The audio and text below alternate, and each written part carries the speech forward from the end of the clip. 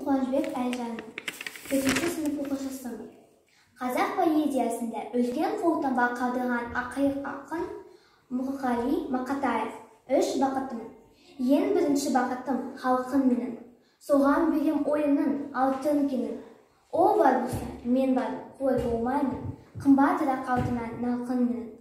Ал екінші бақытым тілім менің. Тас жүректі тілім дедім. Кей-кейде дүниеден түңілсем де, қасиетті тілімді түңілмедім. Бақытым бар үшінші, отан деген. Құдай десе, кім десе, отан деген. Оты сүңге жауғанда жанбасын ба, қымбатырақ, ойланбай-ақ, кел дағы отауыммен. Түтін түтет, өз, өрбі, көгере бер. Немерелер көбейсін, шөбетелер. Жадында ұста, жақсылық көтпегейсін. От емес, оқ сұрасан менен егер. 3 бірдей бақытым бар алақанда. Мені мұнда бақытта жаратады ма? 3 күн нұрын төгеді аспанынан. Атырау, Алтай, Арқа, Алатауға.